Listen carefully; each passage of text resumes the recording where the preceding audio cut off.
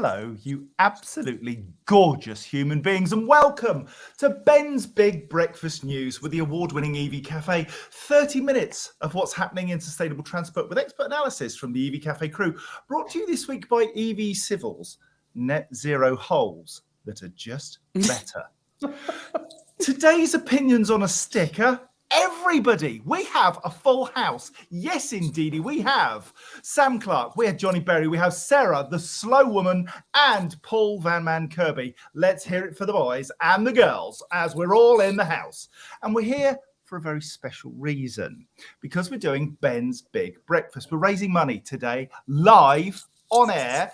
And let's see if we can do this thing. We are trying to raise £500 for the Ben Automotive Charity, a charity which provides support for people in our sector, in automotive, to live life well, and for those at the end of life to live the best life they can. So 500 quid, that's the target we've set. We're going to smash that. So good morning to everybody who's doing this. I have brought a pumpkin spice latte for my breakfast and a muffin. There's nothing like a good muffin in the morning, I always say. So without further ado, sit back, plug in, and let's see what's happening in the world of clean transport, because we're talking about the 50,000th charger installed in the UK, the e-Actros from Mercedes, the truck that can smash 600 miles in a day. The fact that no additional training is now required to drive an electric van up to 4.25 tons, the government and business support for EVs with 89 million quid for new projects. And BP, Sam, this is for you, mate. BP driving the hydrogen truck. Stay tuned for that one, everybody. But first, I heard Sam was a VIP. He's going to go and do it first. Now behave. We're raising money for the amazing automotive charity, Ben, as I've said. Paul, I wonder if you could put the link in the chat box for us for people to be able to donate. And I'm going to talk through how we're doing and how we're raising money as we go. Let's have a little look at our totalizer just now. Right. We have raised £195 so far of our 500. Please help if you can, because Ben are absolutely critical. I don't need them right now, and hopefully neither do you. But if you're in financial difficulty, if you have mental health challenges, if you have health challenges, Ben are able to support you. And it means that anybody who's even tangentially part of the automotive sector, as we all are, can benefit from that brilliant work. And Sarah, you work very hard with Ben to raise money. They're massively important, aren't they? Yeah, they've kind of captivated me, actually. I keep on trying to raise money for them. And they've got a ball coming up. I think it's in December. They're always trying to think of really fun ways to bring light to something that's otherwise a little difficult. So I think it's a great idea, John, and kudos to you for the idea. They've been doing this all week, encouraging people to have breakfast. I've got nothing at all, just a little cup of coffee from very kind J&M Motorbikes. Apart from that, I didn't bring any breakfast. Oh, what a donut. You didn't even bring a sausage. Can you stop mentioning food, please? You even said muffin, and I'm like, oh, muffin top. I can just say that our bonus, our amount raised has gone up already. So we're seeing that people are using your link, Paul. Thank you very much for putting that up. Let's say hello to a few people. Hugh Maguire, morning, mate. Pam Hanlon, you may have just given us a donation. Thank you. Ashley Bannister, morning. Jamie Fretwell, he's in for the Actros story. Dan Martin, bless you. Gemma Lovett, we love you, Gemma. Rachel Lewis, hello. Rick Nimbley from Geotab, he is in Berlin Airport this morning. Kevin Booker, 3 times world record holder. They're like Sam Clark, the imposter. Esther Jones from the AA. I got one. From Vital. Martin Hale from Quello. My friend, long time no see. Laura Huswick Wilkes, who's in for an EVs award for the best young person in the world. Carl Elliott, love you, Carl. You do some great stuff. Rob Dustin, Michael Barton in Bristol. I'm in Bath, mate. Hello. Tristan Dorman, Teresa Swift. Martin Sweeney, you're not getting kisses. Ravinder Singh. Oh, Simon Acton. My golly gosh, there are billions of people. Should we get on with the news? Love you all. Thank you so much. Let's do some news. The UK has surpassed 50,000 electric vehicle charge points, with the 50,000th charging device installed by MFG EV Power at a service station in Weston-super-Mare. Again, The centre of the world seems to be the southwest. October's 50,000th charge point milestone comes after 40,000 was achieved in February, with the addition of a Genie Point charger at Morrison's in Southport. Ian Johnson, chair of Charge UK, says that the rate of deployment is increasing all the time. This is interesting. In the last 12 months alone, the public charge point network has increased by 43%.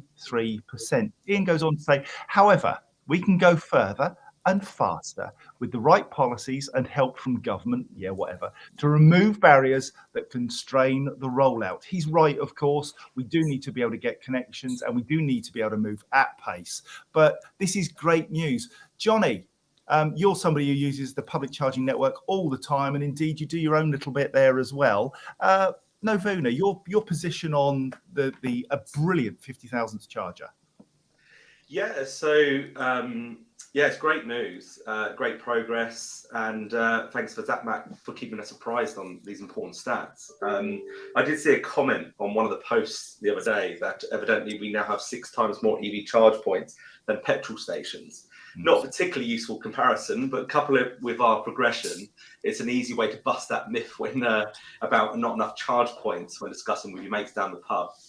But more importantly, I believe that this growth rate will exceed that charge point target of 300,000 charge points by 2030 by a considerable amount. But it's also interesting to note that there are circa, I think, 700,000 charge points at people's homes. So there's also a question out there as how we can best utilize these extra charge points to speed up adoption, perhaps something like Code Charger. But I will say this from a Novuna standpoint, John, the most important figure for me right now that I'm still trying to work out is how many charge points there are at commercial properties such as offices, workplaces and depots that are currently only open to their employees, may never be open to the public due to impending legislation and the security elements. And the question I'm trying to answer is whether we as Novuna, with that hat on, can open these privately to fleets for their longer dwell times. So it's a win-win, increase revenues for the property owners and fleet operators and reduce operational downtime for van fleet operators. But overall, great progress, John, on the public network. I tell you, he doesn't say much, but when he does, woof, it's good. Now then, we are currently at 42%. We need some more donations. I'm going to keep banging on about this because we need to raise £500 this morning on the breakfast for Ben. Let's move on. John, you were going to read out the names of the people that had already donated. I can't remember who everybody was because there was a handful. Can you remember who they were? That? Yeah, it'd be nice. Yeah, so we've got, I'm just scrolling the mega list. Of some guy called John Curtis donated. So the Power Rangers, bless them. So everybody at Power, you've donated. Who else have we got? Let's see. We have, oh no, my list has disappeared. I'll come back to that in a short while, but I know Pam Hanlon has. I know that each of us has. And thank you to everybody that has. I'll sort my life out in a minute while somebody else is talking and bring you more in a short while. Mercedes-Benz Trucks. So Jamie, wakey, wakey, my friend. Mercedes-Benz Trucks has unveiled the e-Actros 600, its first long-haul electric truck that's designed for series production. The truck's equipped with 3 battery packs, providing a total capacity, get this, of 621 kilowatt hours, around 10 times the amount of a typical electric family car. And Mercedes say the e-Actros 600 will be able to travel significantly more than 600 miles a day. This is made possible by intermediate charging during legally prescribed driver breaks. So you stop because you have to, and you charge when you stopped. There we go. See, it's one of Sam's little things. In addition, no, you got it wrong. I don't stop to charge. I charge because I've stopped. I know. I'm old. In addition to CCS charging at up to 400 kilowatts, the e-Actros 600 will later also enable megawatt charging. Sam, this is brilliant. 600 miles in a day. Can I just clarify? It's 600 kilometers, just so that everybody knows. 600 miles. It's 310 miles per charge, and you can charge once during your day and finish and have it done 600 miles. Oh, I see. Thank you kindly. Charging once through the day, not on one charge. You know about vans, mate. You know about vans. Shut your gob. Yeah. Sam, well, it needed clarification. Yeah, shush, Kirby. Shush, Kirby. That's Sam, enough. my friend, You got your maths wrong. Just don't worry about it. I No, didn't it's get a my good maths point. wrong. My maths perfectly I right. don't. Fight. Actually, John, my expression of "I don't stop to charge because I've stopped" is more pertinent in the truck world than anywhere, frankly, because they have to stop anyway legally. So the opportunity to charge when they're doing that is going to make a huge difference, and really just plays into the doing more than one thing at the same time whilst charging. So yeah, and also I have to say, a fair play to the Mercedes guys. It actually looks cool too. I mean, it's quite It hard does to look make cool. a truck. Try hard to make a truck look anything like a box on the front, but to their credit, it looks pretty funky. So it looks great too. So it's really, really good news, and hopefully it'll help catalyze the market as we all want it to. Can I just make a point on the last topic as well, on the 50,000 chargers? I found out from our leadership team just this morning, we opened up 3 hubs yesterday, like in one day. I don't think we'll do that very often, but it's incredible that we've done 3 in a day. Whether it be Osprey or GridServe or anybody else, it's fantastic to see all the different companies just opening things up almost every week or every day in some cases. So it's really positive at the moment, despite all the negativity of a few weeks ago. The market is just getting on with it, and I guess because it already committed to doing so. So the signs are good. I think I'm buoyed at the moment. Yeah, I'd say follow all of those companies, all of the charge point operators on socials, because then you get to see where they're popping up. And I was really excited to see. I don't go to North Wales as much as I would like, 'cause it's a pain in the backside for me to charge anything. And there's been Instavolt hubs popping up there and Osprey hubs popping up there. So yeah, it's just making the UK very appealing for EV, definitely. Absolutely. Can we just say, Toby Hiles, he was late this morning, but you don't need a note. He had a dog paw related injury.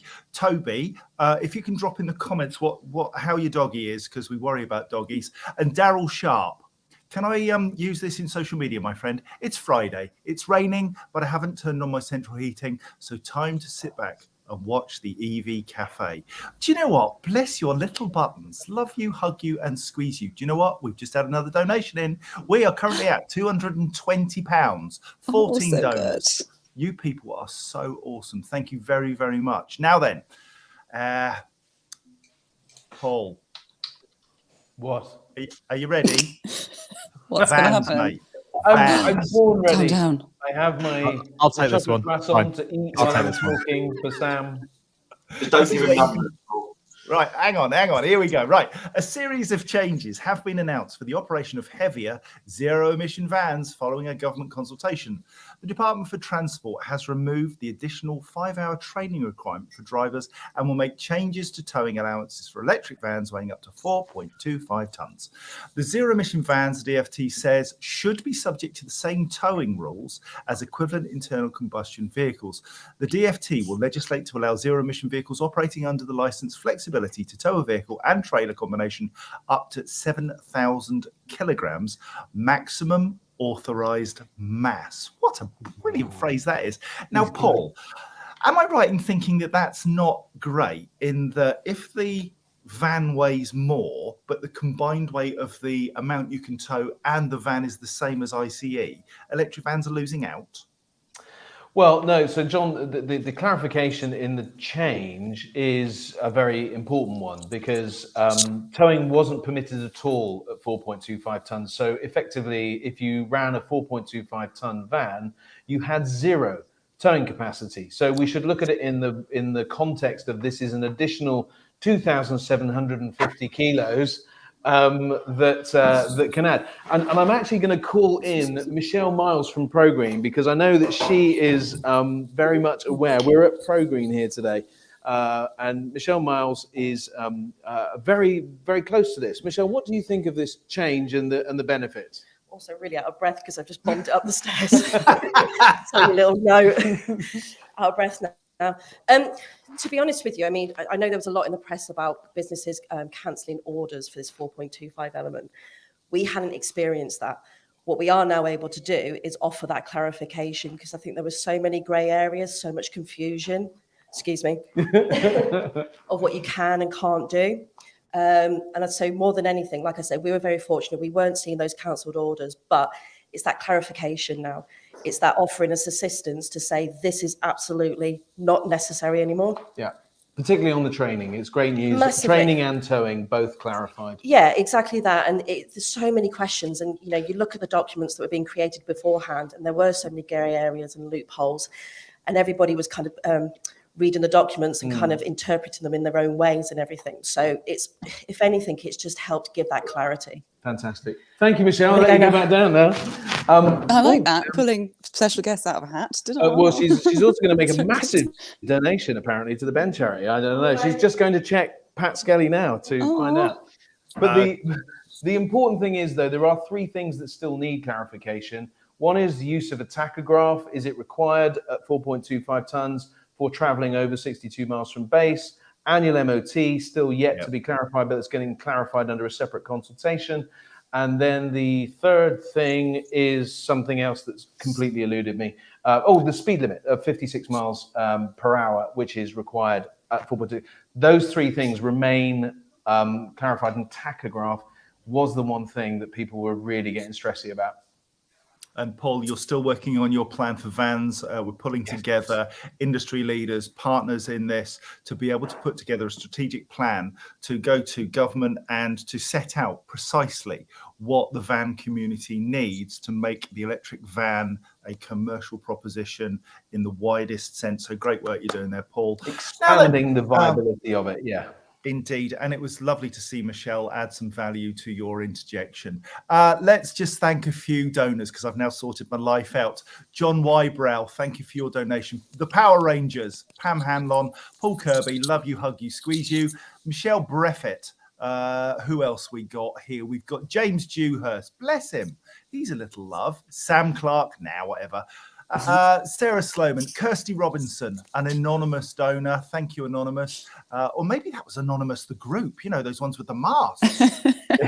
Wow, how cool. Wow. Caroline Kirby, Matthew Ling, Wayne Dunn. Bless you, bless you, bless you. There's more coming in as I speak. And we are currently at, drum roll please, £285. We've got 215 to go and 13 minutes. Come on, people, let's jump on it. Now then, next story. 20 UK projects aiming to develop cutting-edge net zero transport technologies have received £89 million of government and industry funding. The initiatives which have received the funding awarded through the Advanced Propulsion Centre UK include hydrogen-powered off-road vehicles, a new lithium scale-up plant, and revolutionary new EV battery systems. The funding packages which comprises include 4 collaborative R&D projects, 5 scale-up projects to assess if business in the automotive sector are ready for growth, and 7 feasibility studies to prepare projects to develop large-scale manufacturing facilities in the UK. The one that got me frothing was the Cornish lithium mine, and we've mentioned this before. Cornwall has reserves of lithium, and we're now looking to mine them and use them in battery production in the UK. Great news, Sarah.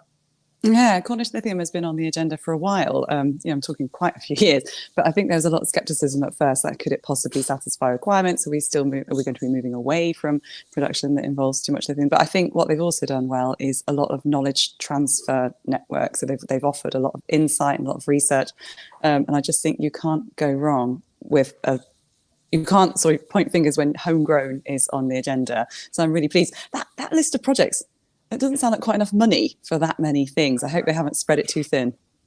It's always the challenge, isn't it? You know, 89 million is a reasonably big chunk, but then you spread that over 20 projects, 4 million each, you know, and you start to go, yeah, 4 million's a lot of money, but some of not these... for a mining industry. It's great. I wonder what it's for, but no, very interesting. I shall look into that. As always, I never look at the script because I like hearing your news firsthand, like all of our viewers, and giving you a real reaction, but I shall be looking into that. Thank you. Yeah, there's lots of information there, and I may actually post the full list of the projects, yeah, because I think it's worth looking at. And I know, Sam, you know, a lot of these things aren't yet happening, but it's research, it's learning, it's understanding, and it's a good shout, I think. Interesting comment from one of your very, very close colleagues, Sam Grantham.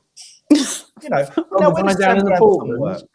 Yeah, no, yeah, that one. Or is it the other one that works at GridServe? Anyway, maximum authorized mass, he says, when my wife tells me I'm getting a bit too chunky. Sam, you're like a pencil, my friend. Like an absolute pencil. Now then, If ever there was a spectacle to behold, it is going to be Sam's reaction as I read this next Oh, story. come on. Never mind breakfast. Get the popcorn out for this one. Have If your only I charity could work out how to spotlight him. Yeah. If you have your charity donations on standby, kindly make them very soon. We're at £325, 175 to go, and this next story has to be worth every penny of your donations. BP has signalled its commitment to the development of hydrogen refueling infrastructure by joining H2 Accelerate. Its members are working towards the deployment of the hydrogen refueling network required to support a pan-European hydrogen trucking system. With an ambition to become a net zero company by 2050 or sooner, BP aims to invest in building infrastructure to support freight transport across major road networks in mainland Europe and the UK by 2030. Now then, have your money on standby, people, because Sam is about to froth. Go on, mate, give it all. All right. Okay. So I may or may not have stood on the a stage at the EV World Congress this week and accused Shell Oil of greenwashing, and I'm going to go and have a little crack at BP at the same time now because, yeah, I mean they are greenwash extraordinaires, and fair play, they're really, really good at it. But I'm going to point three things in that article, just three that I pointed out, and these are the phraseologies that they've used, and it might sound familiar. Are you ready? Signaled its commitment, aims to invest, and work together to accelerate. Now, if you notice, all of the oil companies are really good at putting words in press releases that talk about the things that they might be doing that don't have no intention of properly doing until such time as they have exhausted all of the oil in the world. So thanks again, BP, for greenwashing and suggesting you're doing one thing whilst making billions of dollars selling your oil.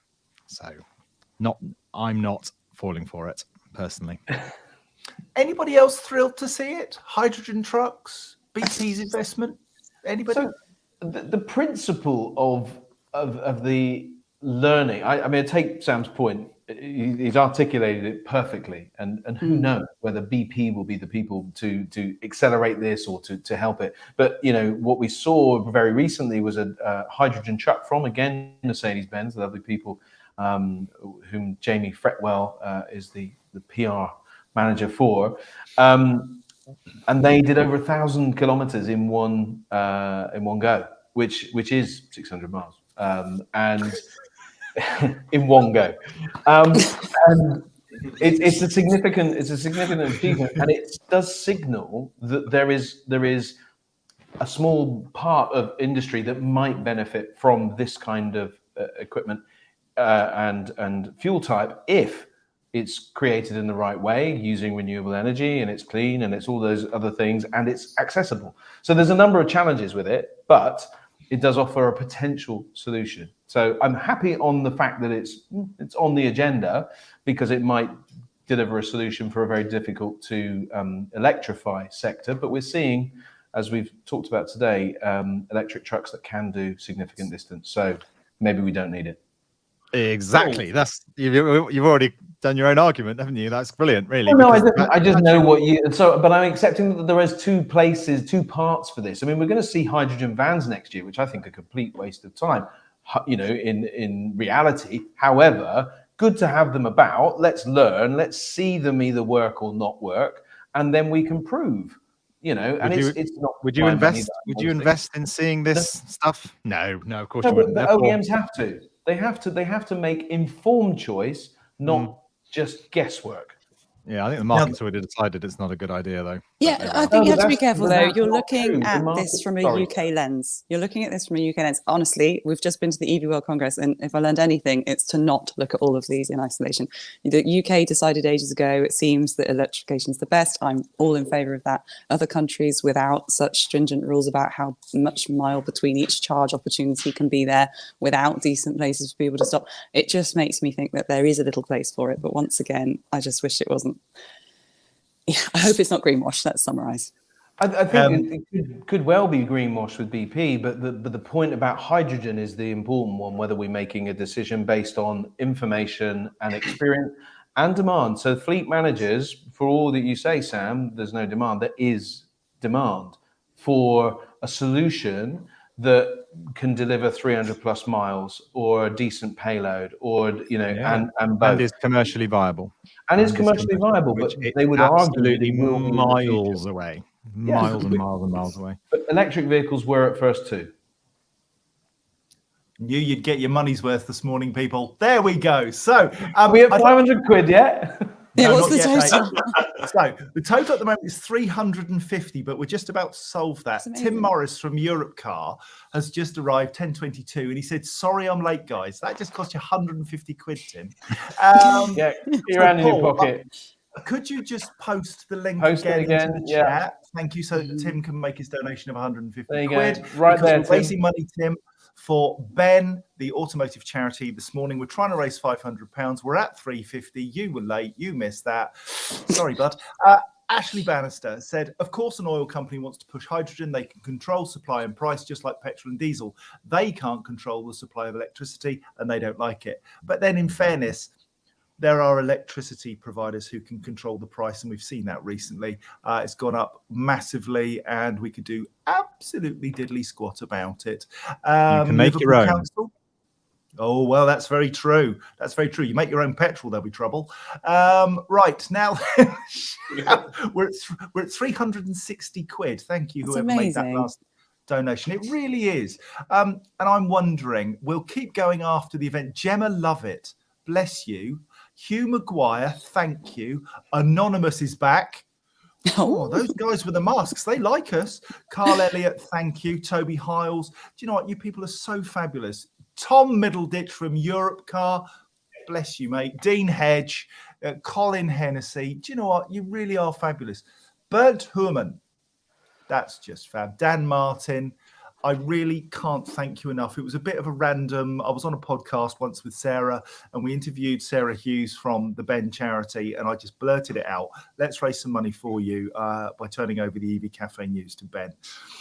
The fundraising will continue once we finish this, and we're not going to stop. We'll keep posting over the weekend. So if you haven't had the link, can't see the link, or haven't quite managed to do that yet, you'll be able Or to even do if you so. can't donate, share it. Even if you personally can't donate because you've already maxed out your charitable donations this month, please share it or tag somebody that you think might. We just did the 30-30-30, so raise £30. We're doing 30 minutes of exercise for 30 days straight. And I know that they didn't actually hit their target on that one. So the more support we can give them for this one, the better. Yeah, we will hit our target one way or the other because we don't fail. And we will make sure that if, well, you know what, I'll put my hand in my pocket if necessary. We will hit £500. Now then, Well, if you've I'm got any... sure companies will be just signing off the payment right as we speak. ProHire, who are, getting free advertising. That's got to What be if I worth show you- thousands. They are now. I think if I walked around this showroom and showed you some very sexy electric bikes, we might get some more donations. All right, well, let's work on it today, people. If you have any clean transport, PR, or news stories you'd like us to cover, please send them to us at hello@evcafe.org. Let's just have one final look and see how we're doing. 360 quid, which, So do you know good. what? Well done. Ain't bad, people. Thank you so much. Really appreciate it. Until next Friday, it's goodbye from me. It's goodbye from them. And this has been an EV Cafe Big Breakfast for Ben, brought to you this week by EV Civil Solutions and Big Craig Hibbert. Much love. Other sustainability news services are available, but this is just funner. So quiet. Johnny, this is the bit where we go funner. The EV Cafe is truly blessed to be sponsored and partnered with Geotab, EV Civil Solutions, the AA, Churchill Insurance, Plug Me In, Spiri, Hydrox, Interval, Kersha, and McIntyre Hudson, with the EV Cafe supporting the transition to clean transport and raising money for Ben. Enjoy the rest of the day and your weekend, wherever it takes you. Until next Friday, bye! Bye. Bye. Really graceful. Really And graceful, Johnny. Really graceful, Johnny. Well done. Sam, wake up. Hang on, don't do anything yet. We've got to play the ending. We're still Oh, live. no, We're Paul's on in it. charge. Technical. Guess that the producers that's usually doing this is off.